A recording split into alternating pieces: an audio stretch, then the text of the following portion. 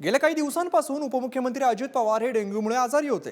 मुंबईतच उपचार घेत असल्याची माहिती सुद्धा होती. 2 दिवसांपूर्वी त्याबाबतचं त्यांनी ट्विट सुद्धा केलेलं होतं.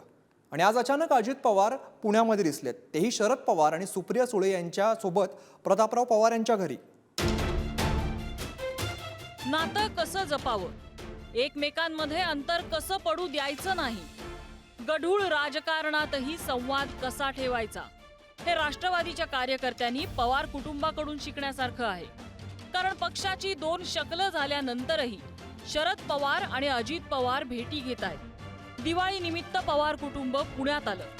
शरद पवारांचे बंधू प्रतापराव पवार यांच्या पुण्यातल्या निवासस्थानी स्नेहभोजन झालं. या भेटीमुळे राजकीय चर्चांना उधाण आले. चर्चा काय करायची. आज 40 लोक सुधारले आणि सुधारते याचा आनंद आहे. सर्वात महत्त्वाचं म्हणजे या भेटीचं टायमिंग भारी आहे. कारण डेंग्यूमुळे 2 आठवड्यांपासून अजितदादांचं दर्शन झालेलं नाही. अगदी कालपर्यंत मंत्रिमंडळ बैठकांनाही हजेरी लावणं त्यांनी टाळलं. आजारपणाचं कारण देत दिवाळी पाडव्याला भेटणार नाही असं अजितदादांनी ट्विट करून सांगितलं होतं. पण तेच अजितदादा अचानक पुण्यात कुटुंबाच्या कार्यक्रमाला पोहोचले. अंगात अशक्तपणा असतानाही तातडीनं थेट दिल्लीही गाठली. त्यामुळे आधी काकांची भेट, तातडीनं अमित शहा, JP नड्डा यांचीही भेट, याला पोहोचणं याचा काही संबंध आहे का, असा थेट सवाल उपस्थित होतोय. शरद पवार आपल्यासोबत यावे यासाठी अजित पवार गट आग्रही आहे, हे लपून राहिलेलं नाही. शरद पवारांशिवाय राजकीय भविष्य नाही, हे अजित पवार गटाच्या लक्षात येत असावं. पवारांची साथ नसल्यास मतदारसंघात भविष्यात अडचण येऊ शकते.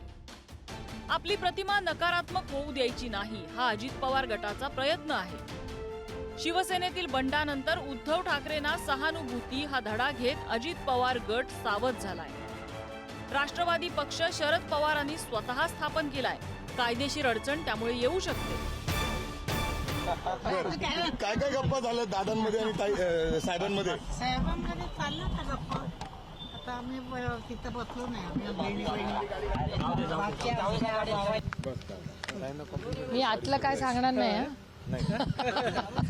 आज काय असं होतं की जे न सांगण्यासारखं आहे. अरे तुम्ही तुमच्या बायकोशी काय बोलता ते मला थोडी सांगणार. राष्ट्रवादीतल्या पक्षफुटीनंतर दोन्ही गट आमने सामने आले. निवडणूक आयोगातल्या सुनावणी दरम्यान आरोप प्रत्यारोप सुरू आहेत. असं सगळं असताना दुसरीकडे कार्यक्रमातून अजित पवार आणि शरद पवार एकाच व्यासपीठावर येत आहेत, एकमेकांना भेटतायत. संवादाची दारं कुठेही बंद झालेली नाहीत, हेच पुन्हा एकदा अधोरेखित झालंय. राष्ट्रवादीत फूट पडल्यानंतर अजित पवार आतापर्यंत 5 वेळा शरद पवारांना भेटले. त्यानंतर पाडवा साजरा होतो. पवार कुटुंब संपूर्ण एकत्र असतं काठेवाडीत दादांच्या बंगल्यावर फार्म हाऊस. नाही, भाऊबीज दादाकडे असते. भाऊबीज दादाकडे असते. मग तिथं येणार आहे, परत ती साजरा होणार आहे. हो, भाऊबीज तर होईल. कसं आहे, माझी सगळ्यांनाच एवढी विनंती आहे की काही गोष्टी पर्सनल आणि प्रायव्हेट असतात. पहिली भेट 15 जुलै 2023 रोजी झाली आहे. काकी प्रतिभा पवार यांच्या प्रकृतीची विचारपूस करण्यासाठी अजित पवार सिल्वर ओकवर गेले होते. दुसरी भेट 15 जुलै 2023ला अजित पवार गटाच्या आमदारांसोबत झाली. ते YB चव्हाण सेंटरवर शरद पवारांची भेट घेण्यासाठी गेले होते. तिसरी भेट 17 जुलै 2023ला झाली. पुन्हा एकदा YB चव्हाण सेंटरवर अजित पवार गटाचे आमदार शरद पवारांच्या भेटीला गेले होते. चौथी भेट 12 ऑगस्ट 2023 रोजी झाली. पुण्यात शरद पवार आणि अजित पवार यांच्यात उद्योजक अतुल चोरडिया यांच्या घरी गुप्त बैठक झाली.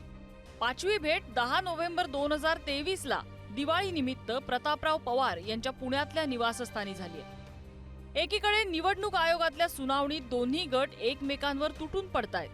अजित पवार गटाकडून तर शरद पवारांवर तीव्र वैयक्तिक हल्लाही होतोय. पण असं असताना काका पुतणे भेटतायत.